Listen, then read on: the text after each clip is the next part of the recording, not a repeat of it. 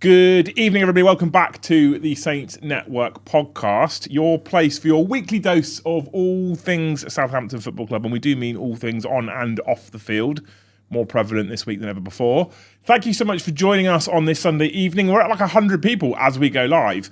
There must have been some drama. If you haven't already, please make sure you smash all those magical YouTube buttons for us. Hit the like button if you enjoy the content, really helps us. Smash subscribe if you're not currently a subscriber, and hit the bell notification icon if you want to be notified when we go live in the future. We do all of our shows live at the moment.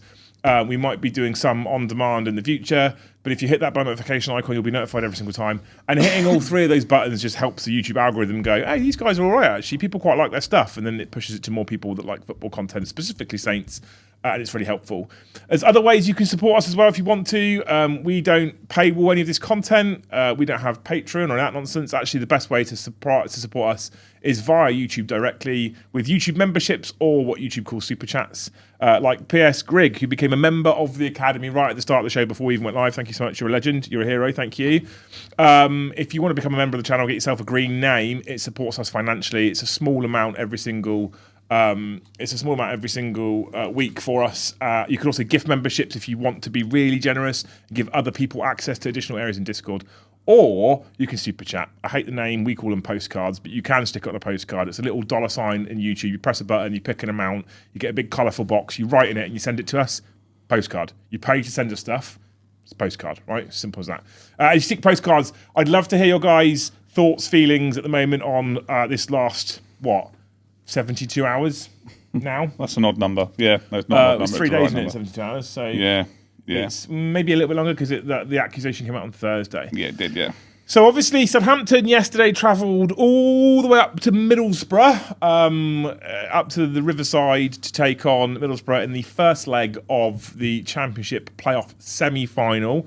Away leg first because we finished 4th rather than finishing 5th. Middlesbrough finished 5th, a place below us. Now, we do know Middlesbrough kind of had the best of us this season. We hadn't managed to beat them, and they did turn us over 4-0 earlier in the season as well. But that was before we got our 19-game unbeaten streak. Apparently, some of the members of staff were up there early.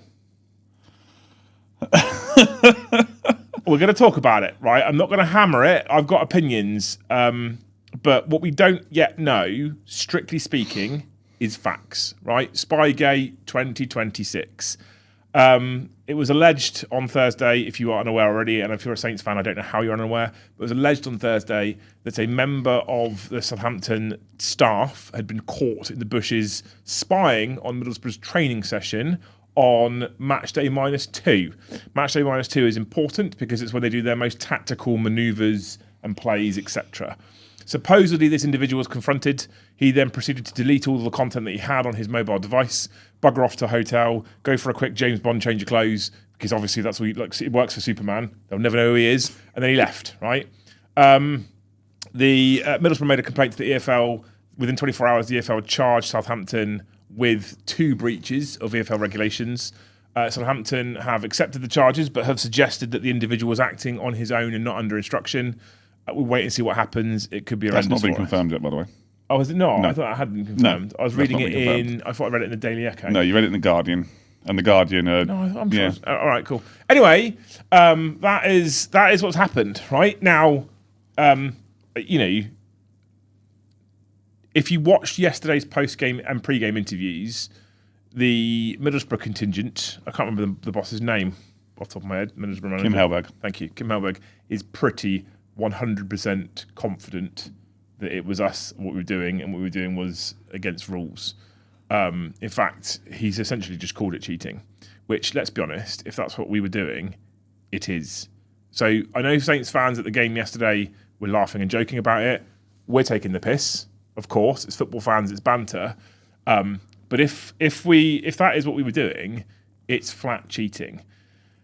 And for me personally, I spoke to Ash this morning, and I didn't want to do a show today because as a football fan, we are, we don't get paid the money that footballers get paid. We don't make the money that football clubs make. We don't see the sort of money that people in the higher ups of football clubs make. What we do is we turn up week in, week out, no matter what's happened, and we support the team and we sing for the team and we cheer them on, and we can get battered 5-0 the week before and we still turn up the next week and cheer them on and go for it, right?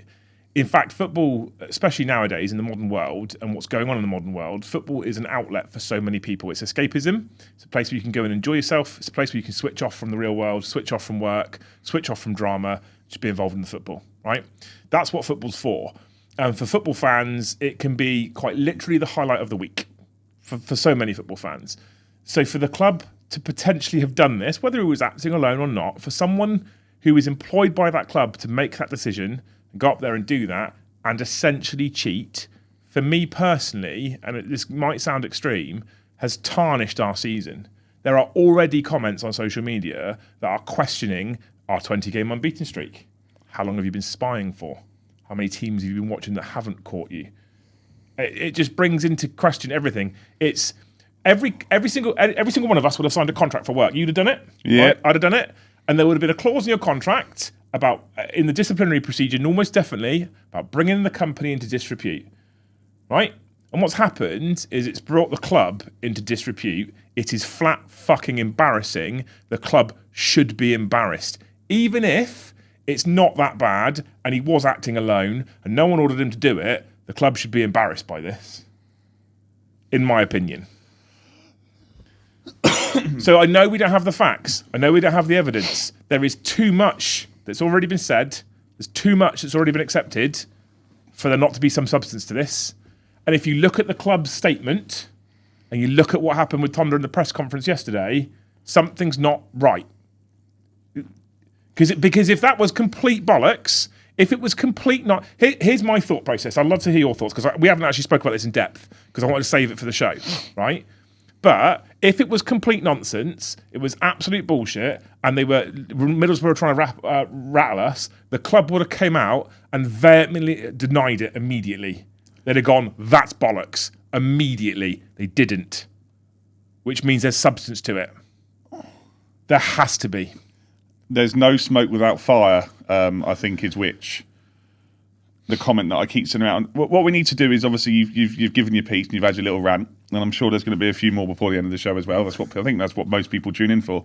Nowadays, yeah. We need to wind it back, and obviously you're right. I think it was Thursday night that we started getting, I think it was the Daily Mail or it might have been the Guardian, one of those two papers that released it. This had obviously happened or had alleged to happen. I think the important thing is that we need to keep using the word alleged at the moment. Hang on, before you go off on another fucking rant. Hold on, right? So, obviously at the time we were told that it was someone who had been caught in the bushes using their mobile phone, recording, training, etc., etc. Then that story has since developed, and it's changed. And then they suddenly went into it. Obviously, then it got changed and left, and now it's suddenly they were on the hill by the golf course using professional recording equipment. And there's a lot of rumours, right? There's inconsistency to it, and obviously you're right. On Friday night, just after the dull Hull versus Millwall game, it was shit. Finished. The EFL did charge us. They released the following statement. They said Southampton Football Club has today been charged with a breach of EFL regulations, and the matter will be referred to an independent disciplinary commission. This follows a request from the EFL for the club's observation after a complaint from Middlesbrough relating to alleged unauthorised filming on private property ahead of the two clubs meeting in Saturday's Sky Bet Championship playoff semi-final. The charges relate to the following regulations. EFL Regulation 3.4, which required clubs to act towards each other with the utmost good faith, and EFL Regulation 127, which prohibits any club from observing or attempting to observe another club's training session within 72 hours of a scheduled match between the two clubs. Under EFL regulations, Southampton would ordinarily have 14 days to respond to the charges. However, given the nature of the matter, the EFL will ask the Independent Disciplinary Commission to shorten the response period and to list a hearing at the earliest opportunity. So that came out Friday night when we were all still sort of sat there going, oh, what's going on? What has obviously happened from that point? I think it's worth noting here, right? Firstly, very quickly though, the reason why that second regulation exists is because similar happened 4 years ago? 7 years ago. 7 years ago, between Derby and Leeds, and Marco Bielsa, Leeds had someone caught at Derby training ground. The difference being is when they went live that Saturday for the game of football, and they said to Bielsa, did you send someone to Derby's training ground to watch the game? He went, yeah, we did. Because it wasn't against the rules. They were given a £200,000 fine. Derby actually beat them on that game. And obviously it was brushed under the carpet. So we'll get on to other bits. I see a lot of questions coming through chat, guys. Obviously, you got something you urgently want, whack on a postcard, and we will answer it at the end of the show. But it then went quiet for about a bit, and there's been a lot of coming back from Saints fans on social media, Middlesbrough fans obviously being incensed on social media. Up until yesterday, when Kim Hellberg and Luke Ayling, to be fair, came out and spoke in the press, Middlesbrough hadn't said anything about it either. Is that what you call what Luke Ayling did? Speak? I mean, it was definitely not the best, was it? Sorry, carry on. So they hadn't said anything when they came out in the press. And obviously what would have happened is the minute that charge would have gone in place, Southampton would have lawyered up. And you know what happens in every single situation. No comment. Of course. So there's a few things around it. In my own personal opinion, do I think we've done something? Of course we have. That's my own personal opinion. People can have their own opinions and stuff. It's fine. Do I think potentially this could have been blown out of proportion? Of course I do. The problem is with these stories, there will always be someone who wants to turn that narrative into something more. So it's in the show notes for later. I'm going to say it now because obviously we will at some point, guys, talk about that football game. Because there is a football game to talk about. I am getting to it. Tom Dereckett was in his press conference, his written press conference yesterday. And for anyone who watched the TV interview with Sky Cameras, they obviously asked him. He said, look, Covert made a statement, and they moved on. In the written press conference, where they had most of the journalists in Middlesbrough, and obviously normally, if you go to a written press conference before a game at Staplewood, it's just Alfie and Adam. Yeah. Adam Blackmore and Alfie House are the only two that are there normally. Obviously, this time with the written press conference at the end of the game, there was loads of people because obviously they wanted a question. So Southampton's PR manager, Jordan Sibley, was there and they answered a few questions and he kept on saying, club have made a statement, club have made a statement, club have made a statement. And he turned around and said, look, if it is going to be other questions based on this situation, then we're just not going to answer them because we already answered them. They obviously carried on pressing on the situation and they left. They didn't walk out. They just said, no, we're done, and they left. There is too much suspicion around this. And I get everyone's point. Everyone cheats, right? It's football. There are cheats in football. Falling over, diving. They do this. We know this happens every week. We've just got caught. And I'm with you. I think it tarnishes the season. Having said that, we need to know facts.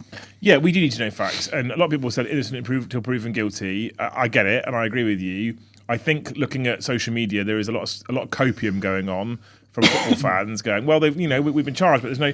I get it, but if you catch a person with the murder weapon in their hand all covered in blood, you're going to think they're the person who did the murder. It's quite, I will, and I am a believer in innocent until proven guilty. I think there's too much at the moment that indicates something's happened, which is a shame because, and this is what, moving on to yesterday's game, right? The reason why this is a shame is because did the fans decide to do this? No.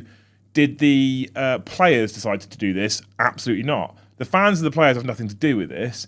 And both sets yesterday got absolute dog's abuse by Middlesbrough. My final point on this whole thing, it is embarrassing. I am embarrassed at the moment to be a Saints fan because we will be the butt of jokes for many, many years. I think this is the most embarrassing thing to happen to the club. And I do think we'll have some level of guilt and we'll be found some level of guilt. And I'll be very interested to see what happened. Because when it happened before at Leeds, they got a £200,000 fine, but the second regulation that we've been charged with didn't exist. So it'd be interesting to see how severe it is this time round. When they got that £200,000 fine, they also admitted they've been doing it all season.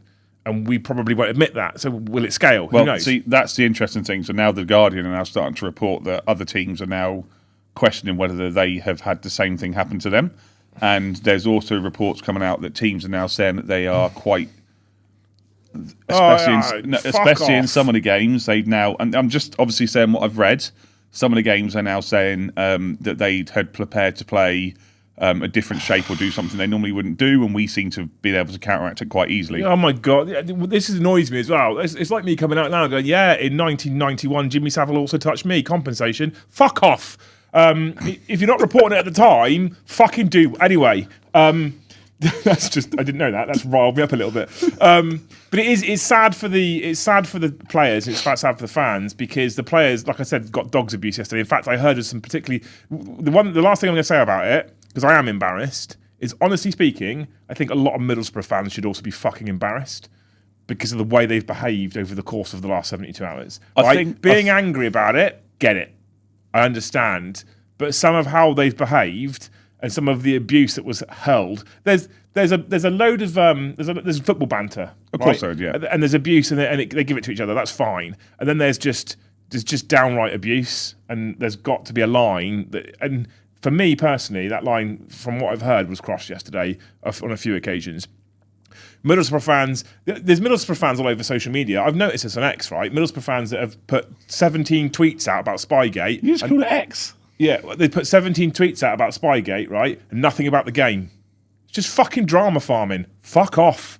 If you're not interested in the football, fuck off. Because that's what we're here for. And we did play a game yesterday, which would have been hard to believe if you watched the first half. I think, just quickly before we move on to the actual game, I'm with you mostly. I think I've spoken to a fair few Middlesbrough fans over social media, and the majority of the ones that I've spoken to have been very level-headed, and I think they're right to feel aggrieved to a point. Having said that, I don't think the fans are right to feel aggrieved. I think the Middlesbrough coaching staff, team, players are the right to feel aggrieved. There's always going to be that football banter with the, you cheating bastards, you know what you are, and all that sort of stuff. Having said that, again, like you said, and it can caveat into it very, very nicely, if we'd have been spying on their team in 72 hours before the build-up, what the fuck happened in the first 45 minutes? You can tell he deleted all the content. Jesus. Because yesterday's lineup, I think, was pretty much, I think it's fair to say it's what you and I expected. Actually, there's a few surprises in it for me, to be fair. Okay, it was exactly what I expected. I wasn't necessarily sure whether Jack Stevens was coming back in, obviously, but I was very surprised to see Tom Fellow start. Oh, so sorry, chat. We should say now, we're 20 minutes in, right? I know some people didn't want us to dwell on it. We had to cover it. I had to tell you, I am embarrassed at the moment of the club and the way that they've potentially behaved. I think Ash feels the same way. We will wait and see what happens. What do we think is going to happen? We're going to get fined, almost certainly. We often don't seem to be the favourites of the FA or the EFL. We don't seem to get any fucking luck. It's possible we'll get a points deduction. I have seen some questions in chat. Will we get kicked out of the playoffs? I don't believe we will. I don't think at this stage that's going to happen. That's a massive legal fuck up if they do that. We're far too deep into it. I really don't see that happening. So I don't think there's a risk of us getting kicked out of the playoffs. I don't think there is. I'm not saying there isn't. I don't think there is. I think we'll see a substantial fine. Be interesting to see if we get a points deduction or not. Currently with the EFL charges, points deductions are one of the go-tos. So I think we will see a point deduction. I'm hoping it isn't massive. Otherwise, here comes Derby's record. No, but this is the thing. This is where it gets confusing. If we go up to the Premier League and we win the playoffs, then it will be a point deduction when we're in the EFL. If we get relegated again. We would at some point, I'm sure. If we stay in the Championship, it'll be a point deduction. So we don't know what's going to happen, and you're right. There's a lot of things being shouted around. We don't know the severity of it. The one thing I will say is I've just seen, I've got it up a bit now, but Fulton Martin's in the chat, Evening Martin, and he's made the right point. The big defence that we're being told that Southampton are going to use is that it's an intern who was an analyst at the football club who was accident on his own. Someone signed off on this. An intern doesn't fuck off to Middlesbrough on his own. No, it's quite a distance. So it's not like popping down a road at Eastleigh, is it? Whoever has signed off on this, whoever has gone, yeah, that's fine, needs to be very much sacked, and there needs to be a proper internal investigation as to how this was allowed. But for now, should we talk about some football? Yeah, exactly. Let's get focused on the football. For me personally, the line, I just wanted to close that off, right? That bit's done, okay? Unless you super chat about it, then we'll have to talk about it. So I wasn't surprised at the lineup at all. I'll be honest. I kind of expected Larin to start. I think for me personally, Larin's showing himself as to be a overall better striker than Ross Stewart. Yesterday's game notwithstanding. I'd certainly expected Cienza, Fellows and Azaz to be across the front line. I definitely expected Yanda to start. I did think Flynn Downs would come straight back in. I did. Manning was an obvious choice. Stevens was a question mark only because it's an injury. If he was fit, he'd have been in. Otherwise, it would have been Wood. Taylor Howard-Bellis is a definite, so is James Bree, and Peretz is the goalkeeper. So you said there's a few surprises. I wasn't sure whether he was going to start Larin or not. I was quite convinced that he would have gone with Ross Stewart because in the bigger games, and I say bigger games loosely, I'm talking Arsenal, Manchester City, he seems to have preferred Ross Stewart up front. Yeah. And I think that we're going to have to go back to it. I'm going to mention it. No, I'm not going to mention it exactly. Because of the build-up to the game yesterday, I think we all expected the Riverside... And this is where it needs to start, right? So pre-game, pre all of this bollocks, Obviously, Southampton Football Club have been tweeting pictures of the team in training or other bits, but nothing major. Middlesbrough all week has been tweeting messages from former players, from good luck, guys. We're all with you. We need to get back to where we belong. They've been the official football club. They process. They publish. Sorry, this is where we're going to put the team bus. This is the time we're going to be there. Get there. Get your flares out. All this sort of stuff. So for them, obviously, it was massive. Obviously, it is massive for everyone, but for them, it was massive. So we knew we were going to walk into a bit of a cauldron, and what happens is that this has now been used to fuel that fire even more. What we need to do, and we'll get onto this later, is we need to turn that 360 degrees and make sure we do the fucking same on Tuesday. But I thought that, speaking with my nipper, who's obviously next door, I said to him, this game is going to start, it's going to be loud, it's going to be fierce, and our job is going to be to put our foot on the ball, keep hold of the ball, and quieten the crowd down. And I said within the first 20. Turns out we waited about an hour to do that. I don't think we had a foot on the ball. Foot on the ball, keep possession is not a thing we did in the first 45 minutes. No, we didn't even have a shot. So if we think Spygate was embarrassing, the first half of that game for us, I think, was embarrassing. Middlesbrough should have walked in at half time. My honest opinion, they should have walked in at half time, fucking 3-0 up. They should have. Speaking to a Middlesbrough fan who's a friend of mine, he said this is the problem they've had in the last 10 games plus. All fart, no shit. Huffing and puffing, can't put the ball in the back of the net. They hit the post. There was James Bree threw himself in front of one and stopped it. There was a couple dragged just wide, but they should have probably done better. Peretz pulled off some saves.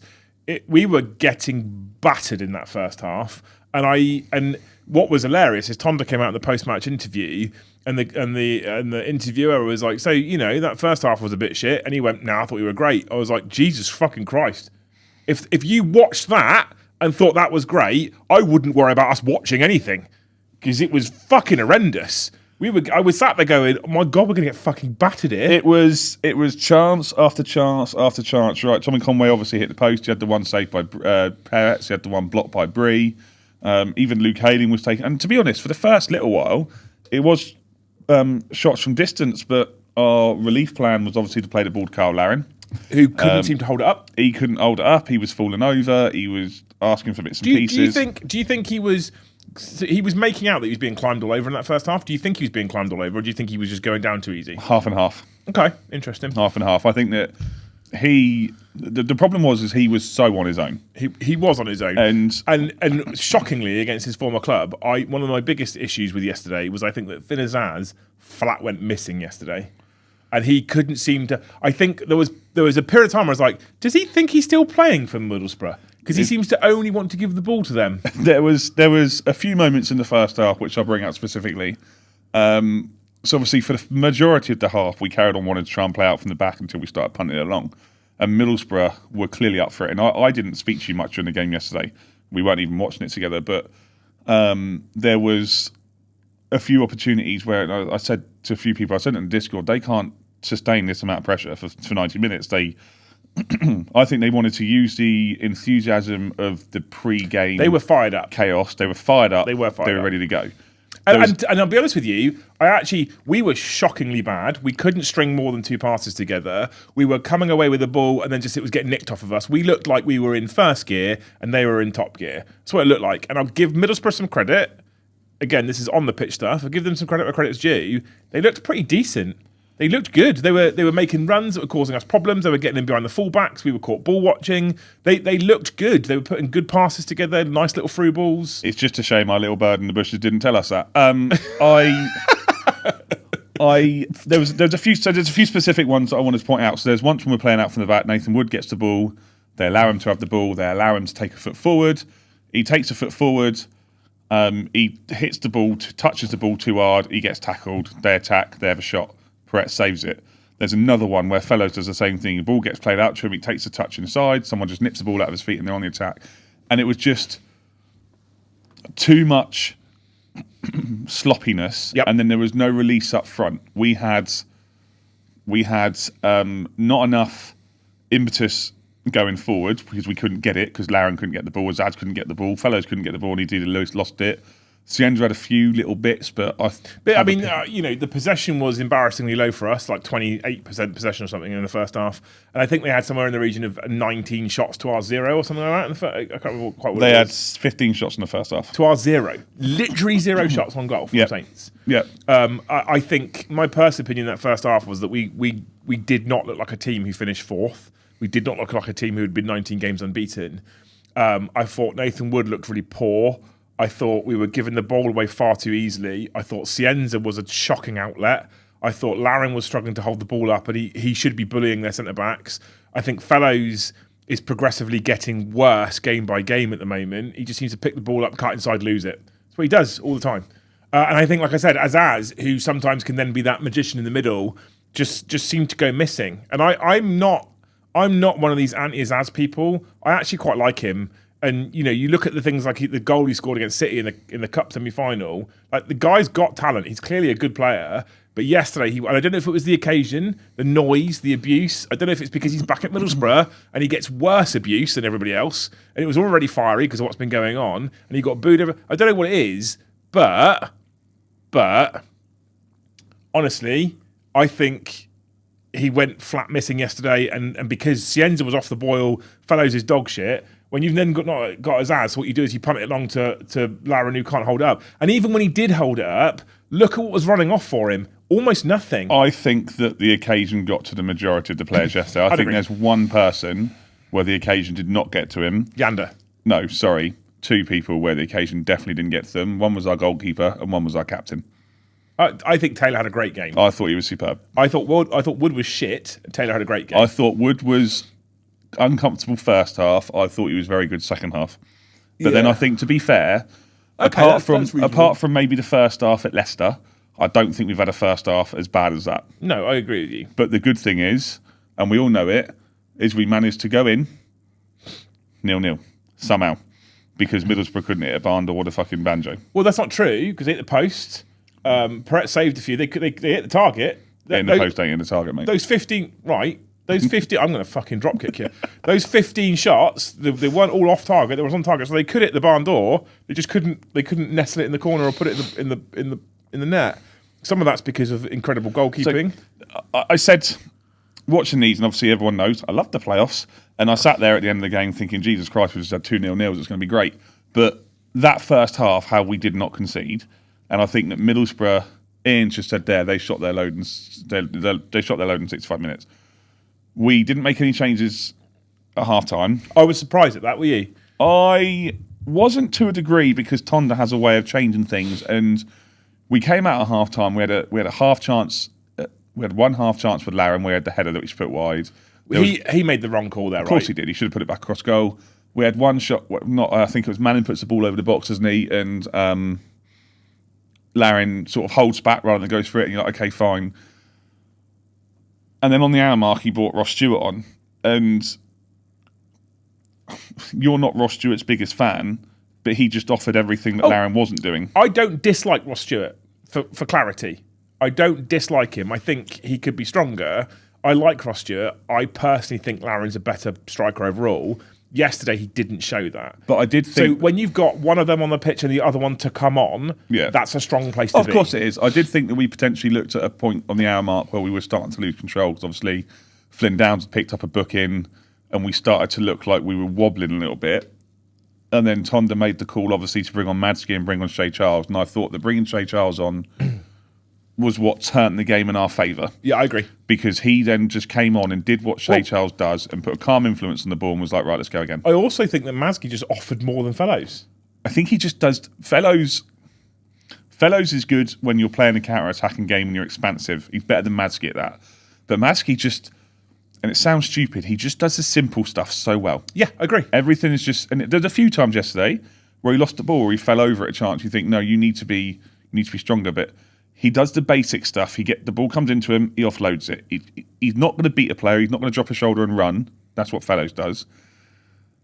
But the thing is, Fellows drops a shoulder and runs, beats 3 players and then loses it anyway. So what's the point in doing that? If he doesn't have an end product, what's the point? He doesn't. He also has a fair few assists this season, so he's done all right. But Yeah. he's just not been. He's not lived up to the hype that we want him to.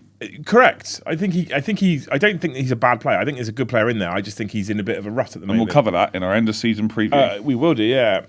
We then had a free kick from Ryan Manning, which was an incredible free kick considering the angle, if you think about it. I think it was a beautiful free kick. Fucking Taylor Harwood-Bellis did. It was a hard header, and he did everything right, and we smashed it against the bar. And I was like, fucking hell! If we'd have scored then, I'd have gone straight on Twitter. I'd have been winding Middlesbrough fans the fuck up at that point. I would have done because for all intents and purposes, again the dog's abuse online about this club's got parachute payments and we've just dominated them. We've said this before, and we'll say it again, and I'm sure we'll say it many more times in the future. It doesn't matter if you've got 1% possession and your opponent's got 99% possession. If you've got one goal and they've got none, the possession means fuck all. The XG means fuck all. The fouls means fuck all. The passes completed mean fuck all. Nothing means fuck all. That game yesterday, right, Middlesbrough had 70 to 80% possession. They had over 20 shots on goal to our 3. I can't remember the exact numbers. They basically dominated us in every statistic, and every Middlesbrough fan's going to tell you that. But they didn't score a goal, and they didn't get a win. And that's what matters. And we nearly nicked it. So Taylor Harwood-Bellis had a great chance. It was a good header, 5 to 6 inches lower. That's going into the top of the net, and the keeper's not stopping it, which was a shame. We had a lovely bit of play where it sprayed out to Ross Stewart, who plays a lovely first-time ball over to Edozie, threw on goal. Probably not the person you want through on goal, Sam Edozie, but he was the person that made the fucking run, and he dragged it. It was inches off the post. He dragged it just wide, and I actually think we could have stolen that game, and that would have been getting a goal away from home. There would have been fucking huge. I kind of think that's kind of what Tonda was going for. So, guys, I can see you chat about the press conference. Just to let you know, obviously there wasn't going to be a press conference pre this game anyway, because they were going to do a press conference obviously after the game at Middlesbrough, but they weren't getting any questions about the actual football. They were just getting questions about the press conference. Spygate. The press conference for Tuesday was supposed to happen after the game, and the press officer literally sat there and went, "Any questions on Tuesday's game?" And then the next thing that came out was about Spygate again, so they left. Done. And I think that's reasonable. He said, look, he's answered as much as he's prepared to answer, and the fucking journo was, he hasn't answered. Well, learn you fucking, you've asked him multiple times, he's given you the same answer. Stop fucking asking, dickhead, and speak about the football. And he didn't, so they left. And I think, honestly, although I'm embarrassed by it, I think they were right to do that. They've gone, the club's made a statement, we've given you the party line. Like you said, they will have got lawyers involved. Yeah, of course. Nothing else we're going to say at this point. So stop fucking asking questions. It's like when you see it on news interviews when they ask a politician a question and they give you a completely different answer, and then they ask the same question again. Like, they're not going to answer you. Stop asking. Anyway, so end of the game, we took a battering, and I think that going into that game pre-Spygate, I would have been happy. Would I have been happy with a 0-0 draw? Yeah. For the away leg, for the first part of the playoffs, yes, I'd have been happy with a 0-0 draw, but I would have felt we could have gone and got something for Middlesbrough, because I think we are overall a better side, not yet proven, clearly. After Spygate, I think I'd have bit your fucking hand off for a 0-0 draw. I think I would have been happy with it beforehand. I think I would have bit your fucking hand off for it afterwards, because you'd go, with everything that's going on, with all the noise, it will impact the players. It just will. Of course it will, yeah. They're not abhuman. It will impact them. It will have got to them. It will have fired up the Middlesbrough crowd. It would have been louder there because of all this stuff that's going on. I would have then bit your hand off for a 0-0 draw. Do I think we should be proud of what we know? Because we didn't play very well at all, but we ground out a 0-0 draw. Huh? I disagree. Really? I think we should be proud of that, yeah. I think the players, considering what they went into, I think not the occasion got to them, but the pre-game noise, because we don't listen to the pre-game noise. Bollocks, of course you do. I think that they would have had all that pre-game noise, and I think there would have been something about them, and I think that they can be proud that they managed to get through that and get out of the game unscathed. Okay, I'll give you that. When we went to West Brom a couple of years ago in the playoff semi-final, we played like shit, and West Brom nearly scored, and we had a couple of chances, but not much, and it was a boring game. It was a 0-0, because the first legs are normally pretty boring, right? But we looked shell-shocked. We came out, We changed it. We ended up looking like the better team towards the end of the game. What we need to do is we need to turn those fucking tables on Tuesday. 180 degrees, sorry, because I got it wrong. I don't want to do it 360 because I went back where I fucking started. But we need to turn those tables on Tuesday, and we need to make sure that we're the ones that create the intimidating atmosphere, and we're the ones that are getting behind. Because the one thing that Middlesbrough fans did do, which I don't necessarily think we would do, because obviously the difference is Middlesbrough are like, oh my God, this is going to be amazing. We've nearly sold out the Riverside. We've sold out St Mary's about 6 times this season. And when it got to the hour mark, 65-ish minutes, I noticed they just shut up, apart from that fucking drum. If someone at the St Mary Stadium lets that drum in on Tuesday, I will find you. They won't. I will find you. They won't let it in. They won't let it in. Yeah, okay. So in that regard, I'll take your point. Maybe it's something to be proud of. I did feel like we know some people that went up there and we didn't get tickets because you had to have 7,432 away games in the last 34 days to get a ticket to start with. So we had no chance.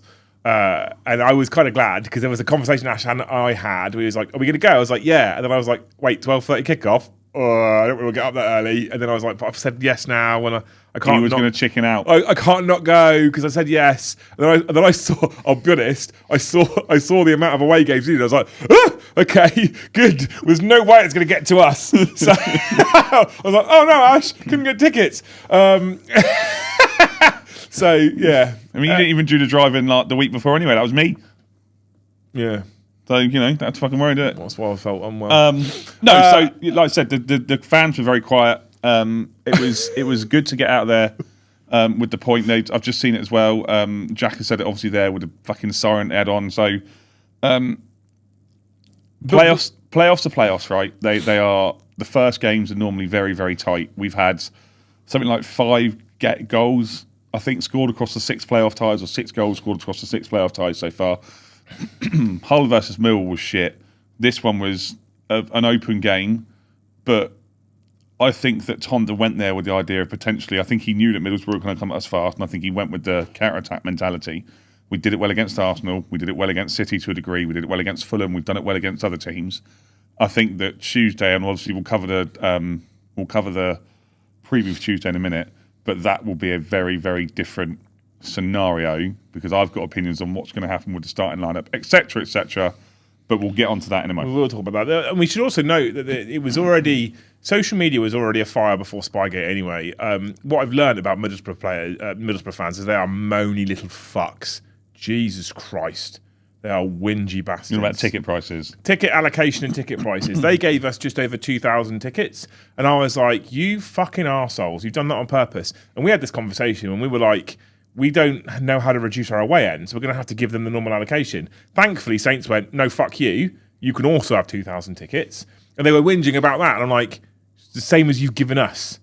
So get back in your box. Then they started complaining about ticket prices. Mark says ticket prices are embarrassing. I would like to know what you mean by that, because they're charging them £31.50 for a ticket. How much was your ticket? My ticket? Yeah. What, for home game? Yeah. £31.50. £31.50. I paid £31.50. Yeah. They're not paying any more than we are, and they're not paying less. They're paying the same ticket price that you and I have paid for our ticket. It's just because they're from the north and they're poor. So they can't pay in the coal that they've just mined, so they're upset about it. They were already whinging and moaning. Honestly, yes, what's happened with us has been incredibly embarrassing, but I do think that the Middlesbrough fans have been fucking embarrassing over the course of the last 7 days anyway, myself, in my opinion. We talked about the press conference, the fact that they walked out, and they did walk out. It was an announced walkout. They tried to talk about the football on Tuesday. The press room refused because it was all spot. It was the same. It gets to a point as well, right, where, and this is one of my little mini rants, one of my little whinges, is how we talk about lots of things that ruin modern football, right? We talk about cheating and foreigners and blah, blah, blah, and VAR ruining modern football. Well, yeah. We've talked about that a lot. One of the biggest things, in my opinion, that ruins modern football is fucking media, the press. Because no one gave a fuck about Tuesday's game. They all wanted to get a headline. And it was the same on TV. All they kept asking was about the accusation on Thursday and the charge on Friday. So all they kept asking, do I think they shouldn't ask? No, of course they should ask. It's news. Of course they should ask. And when you don't get an answer, move on, talk about the football. What we're all watching for, what everyone at home is watching for, is for the football. So talk about the football. So when you go, such and such, Spygate, and he goes, club's made a statement, I'm not talking about it. And you go, oh yeah, but also, I'm like, no, fuck off, dickhead. He's told you he's not going to say anything. Shut your fucking mouth, talk about the football. It really irritates me because, and some of the stuff that's come out, I quoted something earlier that I thought was from the Daily Echo, and you said it's from the Guardian. And sometimes you're like, all these news outlets, all they give a shit about is some fantastical title, some headline grabbing thing, so they can sell more newspapers or get people watching their. It's fucking embarrassing at times. The way that the press is, it's not just football press either, it's wider world press. I won't get into that because I'll be here for fucking hours. But it's awful, right? And it's like, report on facts, fine. Speculation, and it gets to a point where they go to wild speculation because it grabs headlines, and it just annoys me. It really fucking annoys me. And then you've got dickheads like Troy Deeney, right, who's on the press going, yeah, I hope they batter them. Rich, how many months in prison did you do, dickhead? Like, you aren't a person who should be commenting on not behaving correctly, you fucking idiot. Anyway, before we get cancelled, Guy, make sure you hit that like button. 170 people watching. Am I wrong, likes. though? No, Am I wrong? That twat did 10 months in prison. Who's he fucking talking about? He shouldn't even be on fucking TV. Or radio. Or radio. But please do hit that like button. Thank you. Yeah. Don't care if he's watching. He's bell end. Right. It just winds me up. People the thing is as well, in this modern day of the internet, whenever any of these knobheads, these previous fucking superstars who somehow now are pundits, whenever they're on TV making comments, remember, social media exists. Your history exists as a digital footprint. People will find it. The amount of fucking Pompey fans going, this is embarrassing. You mean like you not donating money to charities, you fucking scumbags, that you promised? Like, behave yourselves. Everyone's got history. So it's that age-old adage, right? Those in glass houses should shut their fucking mouths. No, it's one of those things, and obviously, you know, everyone's going to have their opinions on social media. We have been notoriously very quiet on our X page and Facebook page about the whole scenario. We normally wouldn't be because we don't know the fucking facts. We don't know all the facts, and until we know all the facts, there's absolutely fuck all we can do about it. So when we know the facts, we'll start looking at it. We'll judge it. And do you know what? We've got a timeline. He doesn't know it yet, but we've got a timeline of what we're going to do post-season. Have we? Well, you know, yeah, we have. Because obviously, very quickly after this finishes, the World Cup starts, and we have promised we're going to cover the World Cup. But we will have a look at those bits. But when the facts come in, and it's probably going to be within the next 2 weeks, then we'll have a look at those and we'll judge it. But we don't know. At the moment, we could be sat here and we don't know. Tonda could have been one that authorised it. We don't fucking have a clue. I'm going to be honest with you. We're probably not ever going to get all the facts. We're not. We just won't. I think we'll get some of it. Yeah, we will. I think that there is something. There's obviously a lot to it. The problem is, like you said at the moment, is that everyone's now jumping on this. And obviously, it's going to look like this, right? Because if you're a club, I don't know, I'm trying to hypothetically talk, you're like Derby, for example, right? Who were 1-0 up and then we beat them 2-1. And they'll go, hang on a minute. Yeah, well, they changed their shape against us and they won. So maybe they did it to us. Everyone's going to jump on the fucking bandwagon, don't they? It's everyone going around going 6-7 just because some fucking basketball player did an interview. Get a life, honestly. And it's all an excuse because they got beat by us ultimately. It's embarrassing. And the press... like I said, my honest belief is that media in general, the press, and there's some great journalists out there, right? I think Alfie House is a fantastic journalist who reports on Southampton for the Daily Echo, Agreed. Despite the fact he's not even a Saints fan, and he was getting abuse yesterday. Not even a Saints fan, which is hilarious. And his fishing rods were out on Twitter yesterday. I think I don't know Alfie personally, but I've met him. He's been in this studio doing a Total Saints podcast over a year ago. Lovely guy. I think he's a decent journalist. But all these people out there that are and he just reports. Right, and so many of these outlets, like the Guardian and people like that, the Daily Mail, they're just out to grab a fucking headline, and it infuriates me. And sometimes these people that throw these stones inside their glass houses, it can cause real problems for people. People have been sacked over shit that's not true because of things like headlines. Oh, of It's course they fucking have. vile. But it's the same absolutely as vile. when you go on social media and you get all the Middlesbrough fans saying Southampton should be chucked out the playoffs. Of course they want that to happen because it means then they get a fucking trip to Wembley. Borough will release the facts. Borough will release what they think is the facts, and they'll release whatever they think favours them. What we won't know is the look, chat. There will be an outcome. Ash and I will do a show that will discuss that outcome. Or if it's a normal show, there'll be a segment that discusses that outcome. There will be an outcome. In my opinion, expect us to find some level of guilt and to have some kind of sanction. It's going to happen, right? I think that's almost a certain. There will be an outcome. We are never, ever going to get given to us 100% of the facts. It won't happen. Southampton will have lawyered up. Middlesbrough will have lawyered up. The EFL will have lawyered up. We're just not going to get all the facts. So there's no point in speculating and push it. We just might as well wait and see now. We've said our piece on it. I know what I think, but all these other clubs now coming out going, well, they might have spied on us, and that's why they beat us, and that's why they changed their shape. You know what? We might have done.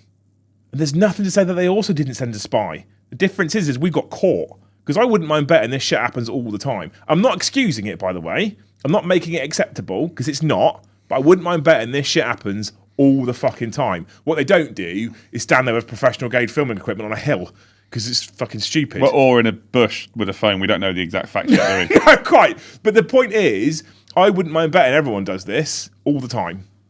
But I would be surprised. The only thing that I will say before we obviously then move on again, because we've moved on from this about 6 times, like I said before, is that I understand the frustration coming from the Middlesbrough camp. I don't necessarily understand I understand the frustration from the fans to a point, but they need to. I think it's got to the point now where even so, I've watched a lot of football this weekend. It's been fucking brilliant. I've watched loads of football, and when you watched Hull versus Millwall, and they were like, "Join us tomorrow night, Spygate 2.0, blah blah blah, Southampton, Middlesbrough versus Southampton." Yet today, when you're watching, I can't even remember what game I was watching. Can't remember what it was. West Ham Arsenal. That's a talking point, by the way. And they come up, they're like Championship playoffs. Southampton versus Middlesbrough. Everyone's bored of it now. Yeah, it is boring. Boring. And Dave says it. Dave is my friend who's a Middlesbrough fan. There you go. I think it's getting boring. Both sets of fans have been ridiculous. He's a Middlesbrough fan, by the way, chat, so we can listen to him. If you've cheated, then you'll be punished, 100%. What I also don't agree with is the Middlesbrough manager, and this is a personal thing, this is my opinion, I don't know what you think about this, but he came out and basically said we cheated, and I'm like, you've made the accusation, it will be investigated. At this point, you can't say they cheated. Let's let the investigation happen. I think that was probably. I think that was unprofessional. I wouldn't mind betting their lawyers went, we probably should have said I don't think necessarily. I think their PR manager probably would have gone, look. But then I also personally completely understand the frustration. But when you hear him talk, he was like, I got told, I had to be told 2 or 3 times before I was like, hang on a minute, what? Yeah, of course. I think I would be the same. I think if someone told me the first time, I'd be like, ha ha. Oh, wait, you're serious? Yeah, someone's watching us. Like, yeah. Anyway, other club news. There's been some sort of good news amongst in the Southampton Football Club campus. We did players player of the match and fans player of the match. Oh, sorry. Oh, by the way, sorry, just very quickly, Taylor Harbellis won the members poll man of the match. I'm going to be honest with you, I didn't think it was in question, so I didn't ask. Okay, it's fine. So thanks, members. If you want to be a member, become a member. So I think players player of the season and fans player of the season. Leo won both. Yes. So when I saw that, I was like, do I agree? I knew he'd win the fans player of the season because fans are fickle, right? Mm-hmm. And I thought, do I agree with that as a overall assessment? And I don't know I don't think I agree with it, but I don't know who I'd pick instead. And I actually thought about Taylor. I also thought about Ryan Manning, I'll be honest. There's a few names, just for reference. We will do a Saints Network player of the season, but we'll do it when the fucking season's over. Yep. I think that there's also a few arguments as well, and do you know what? People are going to laugh at me here, but I think there's arguments that you could have for Daniel Peretz. I agree. I think there's an argument you could have for potentially Carl Larin. Yep. To a degree. I don't think he would win it. We always knew, like you said, Taylor was going to, Leo was going to win the Fans Player of the Year.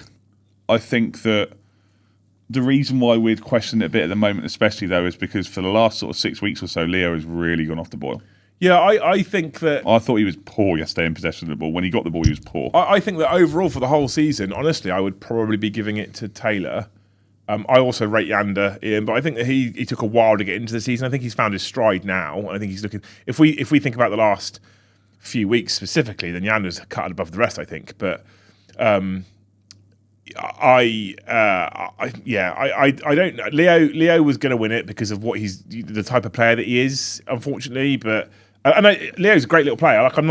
But I just don't know. Maybe it's put his price tag up. Fuck it.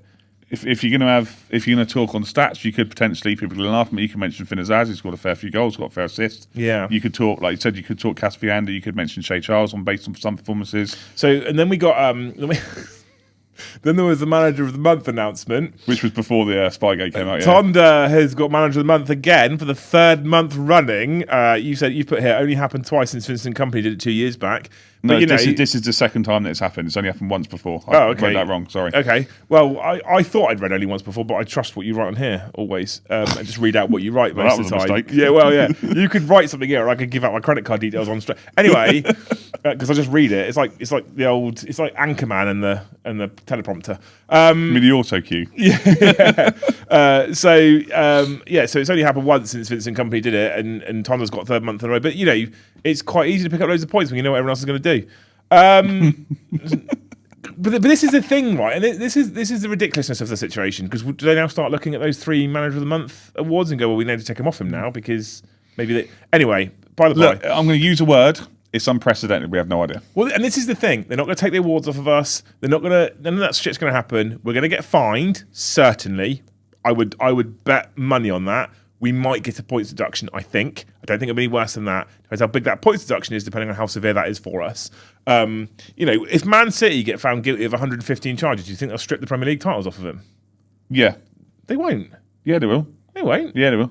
Done it before. I don't think they will. But let's be honest. We were told they were going to be found guilty with the details of that was going to come out like a year ago, and it's still not going. So they're paying a lot of fucking bribes to get there. The other playoff semi-final was dull as shit. Millwall and Hull.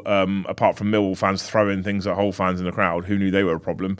Otherwise, the game was boring as shit. It does make you think that if we can get past Middlesbrough on Tuesday, actually there is a chance in the final that we could be successful. And then if we get up to the Premier League and we stay in the Premier League, we'd have to worry about points deduction because we'll never get one. Look, Martin said last week on the show that game was going to be ugly and it was going to be a fight, like a dog fight, and it was.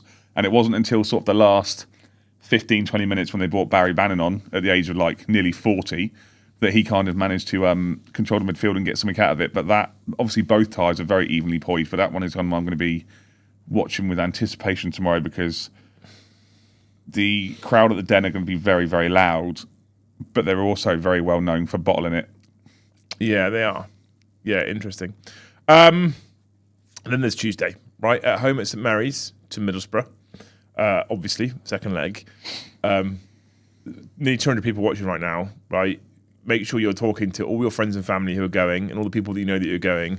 It needs to be Arsenal, / West Bromwich Albion, / it needs to be that level of atmosphere. Yes. It needs to be fucking noise on Tuesday. And I mean noise. And I mean it needs to... Middlesbrough's crowd, if I'm going to be honest, started loud. And they were loud for the first half. A lot of people said they weren't loud on TV. They were. You could hear them. And then they died off. And as the team's momentum dropped, so did the crowd. And that's, for them, I'll be honest, I think that's a shame. Because at that point, if the crowd comes back up, it can pick the team back up. Yes. Football players everywhere will tell you that the crowd does make a difference. There's a reason why there's this whole nonsense saying about it being the 12th man, right? It does make a difference. It needs to be loud on Tuesday. It needs to be Arsenal levels again. It needs to be fucking noisy. And if we go 1-0 down in the first half, that needs to not change, which still needs to be loud. Yes. You've got to bring your A game on Tuesday, Saints fans. And your binoculars. And your binoculars. You've got to bring your A game. You've got to bring your A game. It's got to be noisy. Now, there is stuff on social media already about when they're going to meet, where they're going to meet. So we want the same level. Again, I think West Bromwich Albion. The same level of welcome to the players, the same level of noise, the flares, the fucking pyrotechnics, all that kind of stuff. You know, the definitely illegal things. That needs to happen. That needs to happen. And I don't think the club has done a good as job building up to the game as Middlesbrough did for their fixture. But we don't need them to do that. We can do that. We can rile it up. I think there's a difference though, because put the Lose your voice type game, 100%. 100%. Lose your voice. Go to Morrison's. Should I leave my G1098 binos at home? Oh my God, Mark. I think that the build up before the game, take away the outside noise of this situation, like I said before, is that for us it was very much down to business. We've got a job to do, but for Middlesbrough it was a case of you've got a chance to be heroes, and I think that approach potentially puts a bit more pressure on them, but it does need to be allowed. We're hearing that there's going to be some details released by the football club tomorrow in which they're going to do the same as Middlesbrough did, and they're going to announce when the team coaches arrive in. At the moment, the only thing that we have heard is that potentially they want us to meet at the Ted Bates statue at 6. 5:45 I had. 5:45, 6, whatever it is. So if you can, get there early. We might. I won't be there early. I might. I might just get lost. Well, we'll see. We'll see. But what Football Martin says in chat is right. No prawn sandwiches, no kids playing video games. Like, if you are in one of those stands that's not the Northern... So there's been a lot of rhetoric this season about the Northern Wall's not working. It definitely has been working on occasion, and things like the Arsenal game prove that. But we need the other stands. The club needs, the players need the Itchin, the Chapel, and the Kingsland to all be joining in. That needs to be a circle of noise on Tuesday, not just coming from the Northern end. Because if it just comes from the Northern end and the Middlesbrough fans are also quite loud, it doesn't work. It needs to come from every angle. Yeah. You need to drown them out, right? We need to drown them out. We need to not moan and groan and boo and sigh if things start not going our way. Just get fucking behind them because we can make a difference. You mean you're not going to be shouting at people? I mean, you're definitely going to be shouting at people. You always do it. The first minute someone misplaces the pass, you'll be calling them everything under the sun. No, I won't. I don't finish work till 5:30. Be sick. Leave early then. Yeah, leave early. Work your break. Leave early. Yeah. Done. Just tell them Shark Week, I'm off. Tell them you got to pick kids up from school. Tell them you got to pick my kids up from school. Yeah. Done. Tell them you got to go drop the kids off. At school. Done it. So no, look, the game is like the first tie. The game is very evenly poised, and obviously a lot of people are anticipating a potentially open game. I have a heart and head in this game. I think that there's going to be changes. I think that Madski will start into the fellows. I think Ross Stewart will start. I think Ross Stewart will start. I think that will be the only two changes. I don't think he'll start Shay Charles. Jack Stevens still nowhere near fit. I think even if Jack Stevens was fit, I don't think he'd bring him back in because he's lacking match sharpness. And you don't bring someone back in for a game like this. Well, so's Nathan Wood lacking match sharpness. I've watched him. He had a good second half. Leave him alone. All right, he had a better second half. I'll give you that. Have you got cum in your throat again? You can shut up after the noise you made in the car on the way over here. I haven't done it on the stream, have I? Eh? I haven't done it live on air. No, you just said a load of expletives, which is probably going to get us cancelled one day, along with everything else that you do in life. But we are... I expect Middlesbrough... There's rumours of potentially Hayden Hackney coming back onto the bench for Middlesbrough. Next year is my decade on YouTube, Ash. I've not been cancelled yet. There's always a time for a first, mate. There is, yeah. You never know. Yeah. You know, Football Martin's commenting. All we know is he sat under that fucking table with some binoculars. Joke's getting too far. That was like a joke, but really fucking It was really bad. Yeah. That was awful. There's just dreadful. a tumbleweed that needs to go across the screen. Yeah. No, they're talking about potentially Hayden Hackney coming back in. So you said head and heart. What's your head say? My head says that it's going to be very, very tight and it potentially will be concerned within the last sort of 15 minutes.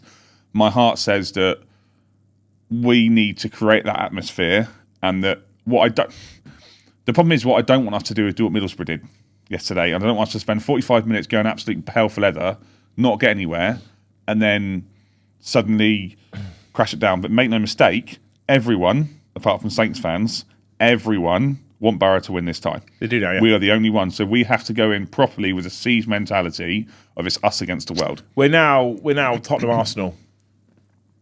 Everyone wants to see Arsenal bottle the league. Yeah. Everyone wants to see Tottenham go down. Turns out neither of them are going to do it. Right. But still. But my point is that's true, right? Yeah. And a lot of people go, I'd love to see Man City beat Arsenal to the league. Why? Because they spent fucking so much money that they've got 115 charge. We are now public enemy, basically. Yes. So I think you're right.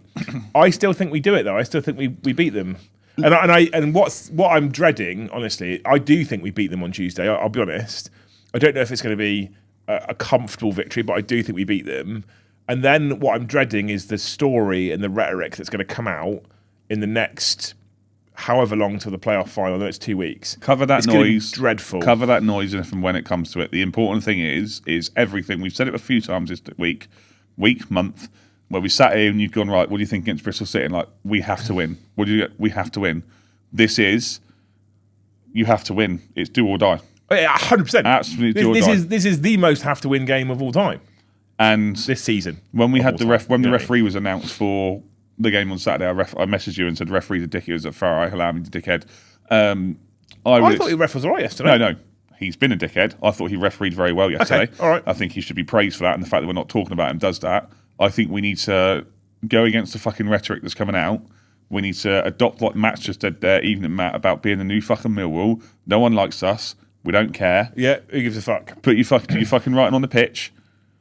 Get the ball down, play some football, score some goals, and knock it out. And at the end of the day, if it means that at 10 o'clock we're all fucking on the pitch, well, we wouldn't go on the pitch anyway, but we're celebrating going to Wembley again, then great. Garsty says, bunch of pricks stopping us from making sixth. You need better binos.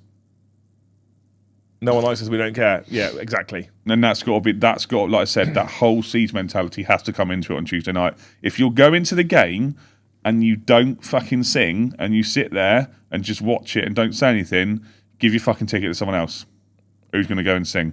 My kids are behind me. They'll go and sing for 90 minutes. No. Although my daughter doesn't shut up anyway, so... It won't let me go into fan funding here. I think what we've only got is we've got that membership that I said thank you for at the start, and then we've got two memberships. Mosshead sent us a £5 super chat, which is a legend. We got another membership as well. Did we? Yes. Fuck. Okay, let me figure this shit out, because you don't try and do it because you don't know what you're doing. I've got no fucking clue what I'm doing. But Mosshead, thank you, Matt, for the £5. We appreciate that massively. Obviously, guys, as you know, it's still 35 members if you want me to do the presentation for the show or the intro to the show, so that's not happening this week. We've got two. Got two. And for all those people who are new here, don't forget to go to the video descriptions below. Obviously, as we've asked, please hit the like button. That massively helps us. If you're watching on demand, make sure you please comment on the stream, because that helps us, and I reply to every single comment. And if you are very new, click on the Discord link, get involved in the Discord server. It's free. If you're a member, you can get into the members sections onto the poll. If not, get involved in the Discord anyway. It is growing. It's hard to keep in touch with. We're going to be expanding it after pre-season as well. Get involved. It's just football talk, and it's not football talk with a load of dickheads. What's this wee nonsense? You're in there every now and then. Third edition became a member of the Academy as well. Thank you so much, Third edition. There you go. See, told you there was another one, didn't I? Woo! Yeah. Don't know why I did that. It's yeah. I don't know. It's hard. It's a hard one to gauge, isn't it? Tuesday. I'm apprehensive. I'm excited for it. I'm looking forward to it. I'm also dreading it. I have memories of the playoff final against Leeds. Right, we come away from that game going, "What a fucking game we won! They gave us the greatest day." And actually, when you stop and think about it, the match was a dreadful experience. Trying to hold that 1-0 forever was a dreadful experience. It was fucking awful. It was horrible. It was nail biting. I didn't have any nails left. I didn't have any voice left. You nearly got kicked out. No, I didn't. Well, I mean, you would have done if you'd have carried on, because you sat there at half-time. We don't care if we win. We like being in the Championship. And then with 10 minutes to go, I'm not going to repeat what you shouted about Joe Aribo because he lost the ball in a stupid position. And I'm not going to repeat what you said when Samadozi missed his chance. It wasn't racist or anything. It's just very, very rude. Garsty, thank you for the $2. Fuck Middlesbrough up the Saints. You're a legend. Thank you so much. And thank you, Ian, for the big pink one. What is pink? You love a big pink one, don't you? Jesus. Yeah, he does love a big pink one. Thank you. He He says, "Good pod up the Saints." Thank you so much, Ian, for the $50 right at the end there as well. You're a legend. What a hero. We almost made minimum wage, Josh. Almost made minimum wage. Right, you guys are insane and you're amazing. Thank you so much for joining us on the Saints Network podcast. We will be back on Sunday with the next episode, which will not the Dr. Dre album, which will be. Which will be covering, obviously, the Middlesbrough game, win or lose. We will be doing a show. What happens after that depends on win or lose, right? There is going to be content in the off-season period. We'll be doing keep, sell, loans. We'll be doing season reviews, season previews. We're all season previews, of course. We're also going to be doing. We're going to be covering the World Cup, so I'm told. I've bought the home and away shirt because I'm covering it. You said that we were doing it, so we're doing it. So there is going to be content in the off-season period in the hope that this time round keeping content going means that we continue to keep you 200 people watching. You're amazing. Dave, our resident Middlesbrough fan, says, good luck on Tuesday. May the best team win. Let's hope for a cracking game for 2 fab clubs. Sod the cheat and shite that in the hands of the commissions, nothing to do with the fans or players. Agreed with you. Thank you for that comment. That's one of the most mature comments I've seen from a Middlesbrough fan in the last 3 days. Anyway, I think that's everything. Is that everything? It's everything. They want us to talk about the West Ham Arsenal, but you haven't seen it. No? What happened? So Arsenal... Oh, the controversy. The controversy, yes. And what I want to do is, obviously, we've got 185 people watching. For those who have seen it, I want to know... Are you going to watch it? No. Oh, I want to know who agrees with the goal being disallowed and who doesn't. I have my own opinions, so I want to know where we think about it. So to give you a bit of context, and everyone, obviously, if you are leaving again, don't forget to hit that like button. Corner comes in, 94th minute. It kind of streams, like the ball bounces around as and when. Sorry, that's my son walking past. He obviously needs a wee. Wee. Callum Wilson knocks it into the net. Well, he doesn't. It's cleared on the line by Declan Rice. Referee gives it. I'm out my chair at home, screaming, oh my God, they've equalised. He comes running in, what's going on, blah, blah, blah. And then VAR get involved. And what it turns out is that, I can't remember what his name is, Pablo something, is holding the goalkeeper's arms down. Tobido is also pulling at the shirt at the back, but it took about 7 minutes. 7 minutes for the decision to be made, and I think it's because they were so worried about it. But what really does me, I personally believe it was a foul, but what really gets me is that if you watch it, just behind the situation that's happening, Declan Rice has got his hands around someone and is stopping him running. And it's almost... Are you going to watch it? No. Oh, I thought you were going to watch it. You need to watch it. I'd like to, but I don't want to. That makes any sense. But yeah, no, that's what happened. And obviously we did used to do, for those who have obviously been with us from the start, we used to do a segment called VAR and Away. I'm not against it coming back if we go back to the Premier League next season. Having said that, it's also getting to the point where we're getting pissed off about talking about flipping VAR decisions. It's nice that we don't have to. But for those who obviously do need a reminder, it is not in on Tuesday night. If we make it to Wembley on the 23rd, VAR is a thing. Yeah. David Dickinson's come in and said, if Borough win, you'll get a big fine and a big points deduction for cheating. I think we'll get a big fine. No one can say we will get a big points deduction for cheating. Also, you say we'll get a big points deduction for cheating. That's not yet proven. I think we have. There's evidence there. I'm not, as a Saints fan, saying not proven. We're not, but we have to wait and find out what the investigation says.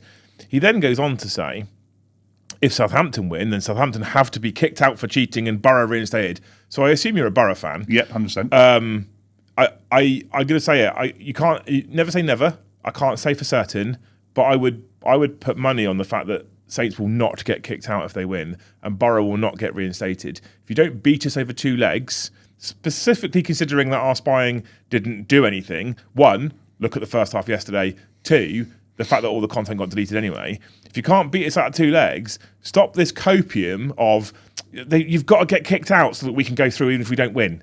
Like, don't win, you don't win. It's as simple as that.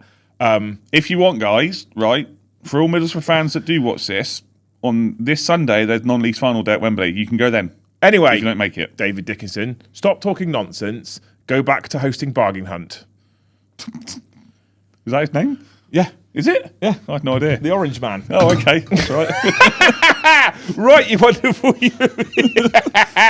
Anyway, you fucking beautiful people. Thank you so much for watching. You're wonderful humans. This might be the most important one of the season so far. Hold on. Shall I do this? Shall I do it with these on? No, I won't. Okay, it's fine. Not a problem.